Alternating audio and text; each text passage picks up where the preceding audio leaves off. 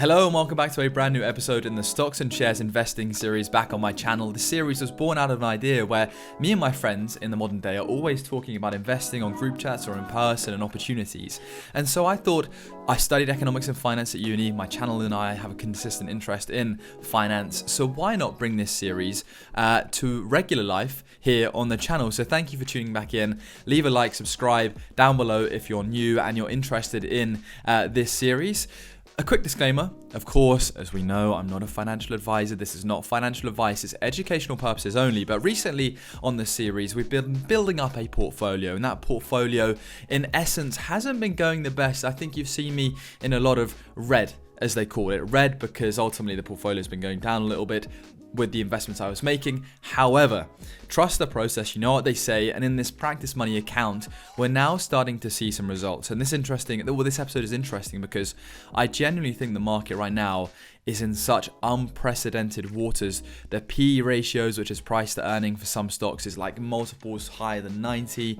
You're seeing, another AI investment boom and bubble where Intel fly through the roof again, following Nvidia.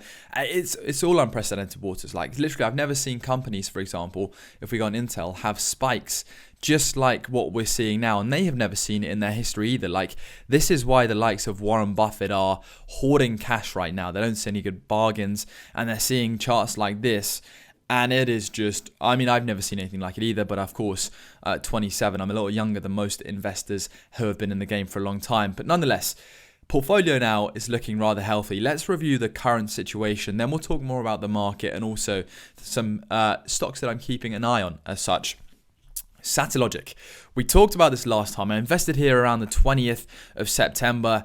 It had a small dip. It had a big pullback. It had a small dip again. That's when March investment came around. Since then, we've been on a roll. Massive new contracts announced. A lot of hype around the SpaceX sort of coming onto the market, and thus it therefore means there's a lot of space exploration hype. And if the market moves upwards, Satellogic generally tends to follow. And they've also launched their Merlin program. They've got some new salespeople on board, and all those factors are contributing to the company being a lot higher in terms of their share price. Not at their IPO level. However, I do think when you look at the likes of the space sector, it is flying at the moment. And, if I'm being realistic, of course, this is practice money. When you make money, it's important to dilute. And I think making 4.3K over 155%, I'd regret in reality not selling some of this stock. I'm going to sell it straight to US dollars. Of course, my portfolio is now up to around over 100,000 US dollars in this practice account. A lot of it is cash. I don't have to be too careful, but I definitely would like to dilute these holdings down to 750 shares. So I'm going to sell 250 plus 125, which is 375 shares. I'm going to set a little limit order. And a good lesson I learned in trading is to always take some profit when you can, and sometimes I get a bit carried away and I sell everything and it goes up further. But no, take profit when you can and be strategic if you think the company has got life. I do. They recently had their earnings. It wasn't quite as good. They've obviously got large losses, but I think that they're building a vertically integrated company here at Satellogic. They basically put satellites in the sky, and satellites are indeed going to be the future. And there's some talk around, is it going to be like the AI boom for space in the future? Amazon, it's pulled through. It was kind of one of those things where I was like, are you ever going to doubt Amazon pulling through in terms of stock price? Yes, now I would. But prior to that, I was like, you had that dip. AI's hyped. It's got great new deals. It owns part of Anthropic, one of the biggest companies now coming on for an IPO. They expect it to be about 1.4 trillion in value, which is insane. It's the fastest growing company ever. And of course, if that's growing massively, so will Amazon. But I do expect there to be personally, and I'm not a financial advisor, not financial advice, a big market pullback. If it does, Amazon will also be hit. And I'm quite happy making, 16%, £830 over $1,000 from this. So I'm going to lock in all of the profit. And if you haven't used Trading 212 before, I'll leave a link down below and you can feel free to sign up. Again, you can sign up and get a free share. I get a free share as well, but no stress at all. So I'm going to sell this at the market rate. You lose out on a few cents here and there. But yeah, it's pretty nifty to see. Other things, other news. Two of my main losses, two of the ones that have been struggling a lot realistically are Adobe and of course Nike. Nike is really taking a beating. I've been surprised to see. I've got to bring the average down realistically here. Nike with the World Cup coming up, I think could be a strong catalyst for them if they get it right. I think they've been losing a lot of ground to other sportswear brands in terms of fashion and just market appeal. And I was in the shops recently and I had a look at a few of their shoes and I just thought, football boots are their main bread and butter if you ask me. But in terms of their lifestyle brand, I wasn't 100% convinced. But I think you're getting to prices that are so low for such a ergonomic imperative brand to society that I think, Tim Cook, CEO, once, part of Apple, has now been buying shares. He's on the board of Nike. That gave me a lot of confidence. It's pretty crazy. They're probably going to have to do a buyback program if they haven't already. There's a lot going on. Of course, there's a few, I think a few lawsuits and, general stuff like that. But if you look at the deep value that it now presents, I mean, hopefully it's got updated statistics here. So you get a dividend yield now close to 4%, which is pretty impressive for example, Nike. The PE ratio at this point, 27. It's not, oh my God, deep value bargain, but it's a very, very fair ratio given what it was once like. And a 62 billion market cap. So, it's still a huge player. I look at where it's come from and it's absolutely, if you held on to Nike here, it's just being hit massively. During all the capital seems to be flowing into semiconductors and AI. And some of the ground root stocks are definitely getting hit by this. I'm happy to increase my position by about 33%. I've got to bring the average down. I would like to get below 50, but I'm not going to go too crazy right now for that reason. I'm already 30% down. Adobe's, that position's coming pretty big, and it is one of the, not the riskiest, but on the riskier side of things. It looks to have a slight consolidation here and holding. The reason why before I like Adobe is that you've got a production house that could, if it wanted to be at the center of AI content generation, it's doing it in a sustainable way. It's integrated, not just for the everyday people. Sure, they'll go over to ChatGPT and Grok them for image generation, but creative digital workflows, I think they've got the perfect infrastructure to be the next layer on top of AI generation to get exactly what you need in terms of customization. And that could be very, very important. They're shifting towards Firefly and AI credits and that sort of side of things. And if there's ever, production houses that are AI, I just think Adobe is such a powerhouse in its infrastructure already there and its other, cloud business. It could still pull through, but it's definitely taken a beating, exactly like Nike's in the last 6 years. It's at its lowest level. Of course, they're initiating probably a buyback as well. They'll do some, internal buybacks and try and maybe, P ratio of 14. It's pretty strong, honestly. It's pretty strong. And I don't think their financial results have necessarily been hindered that much by the likes of AI at the moment. You can see that it's still growing in terms of revenue and that their net income is still growing as well. But, of course, it could well be that it takes one good program, and that's the fear that just completely changes the landscape for Adobe. But for now, I'm still using their products. I still back it.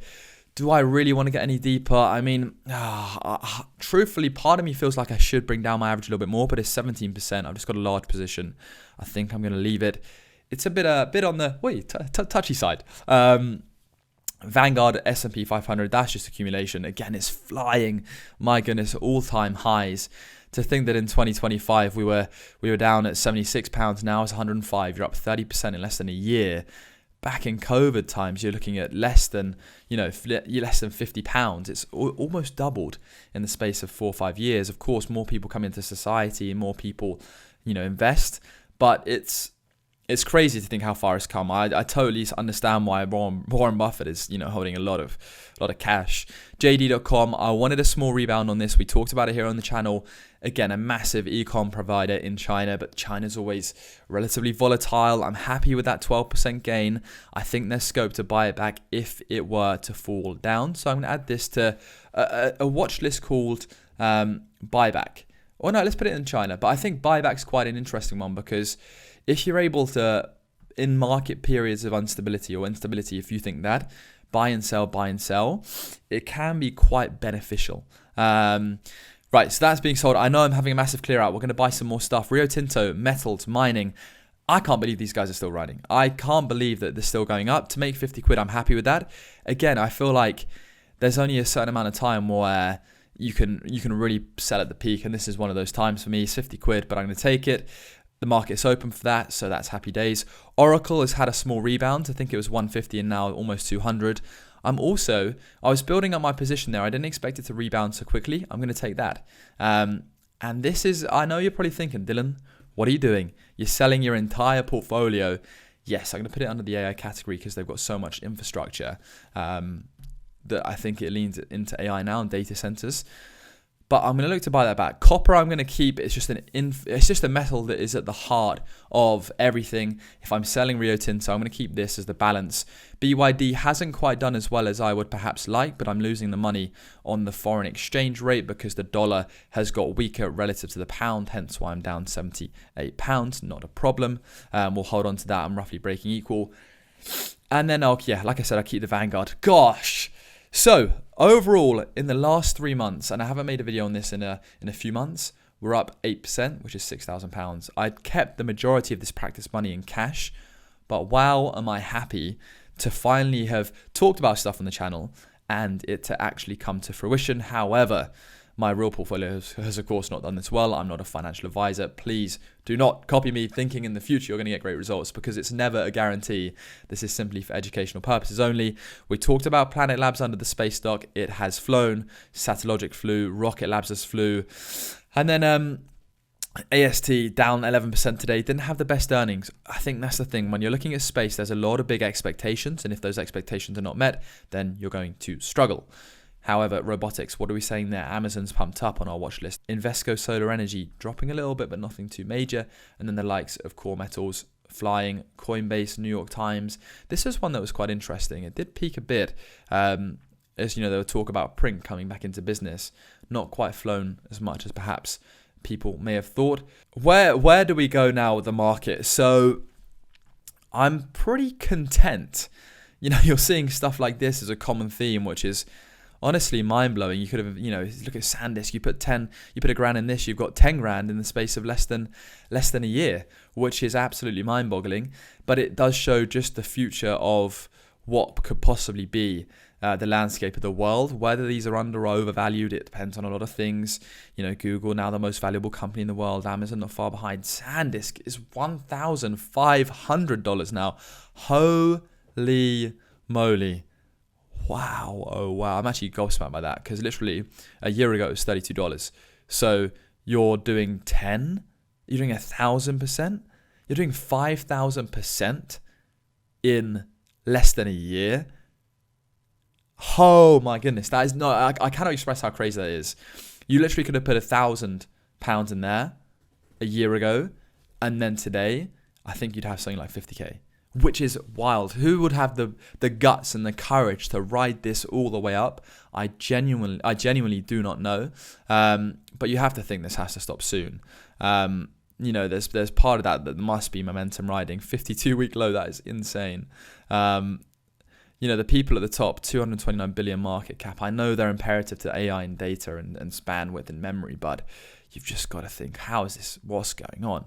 Looking at agentic payments. I think agentic payments are going to be the future of how we interact with the internet. And it's not going to be us making transactions. It's going to be the likes of agents making multiple high volume transactions in small capacity. And so what I like by that is that stable coins could be becoming very important. So USDC, for example, or Circle even, they're the kind of provider of a stable coin. And they've done relatively well over time, flying up to, in June last year, 240, dropping down in February this year to 63, and then rebounding massively. I think they could be at the center of it. I think they're a little overvalued possibly right now. Who knows though? But Visa as well, I think they're a very interesting sort of payment processing platform that could take over. Same for some of the Coinbase as well. So Coinbase is an interesting one because they have a lot of infrastructure for leaning into that world, and I think they're probably the most appetizing value to be had right now. But I have to be honest, guys. Like, I'm looking at the portfolio, and I'm not 100% sure where I really want to go. BuzzFeed up 90%, but of course they've really struggled over recent times. The biggest winners. Circle's up. Okay, so Circle's up today. They must have had a really good earnings report. Atari. Man. So yes, maybe today's episode is a bit more of a market chat and reviewing and selling some stuff that's done well. I think that I really wanted to bring this update and then consolidate my thoughts about where we go with this practice portfolio going forward, because the market is indeed flying. Flying is great, but sometimes there's a saying, be fearful when others are greedy and greedy when others are fearful. And I feel like right now is a pretty intense time for the market because everything is flying. Well, not everything, but a lot of things are flying. So yes, thank you very much for tuning into this update. Leave a like down below, subscribe. Please do comment if you've enjoyed and watched it, and let me know what you think I should be looking into, because I might need your help. Remember, this is not financial advice. I'm not a financial advisor, and I'm not affiliated with any of the companies in this video. Please do your own research. Thank you very much. This video is for educational purposes only. This content is for educational and informative purposes only and represents my personal opinions. It is not financial advice, investment advice, or a recommendation to buy or sell securities. I'm not authorized or regulated by a financial conduct authority. Investing involves risks, including potential loss of capital. Always do your own research and consider seeking advice from a qualified FCA regulated professional, which is definitely not me.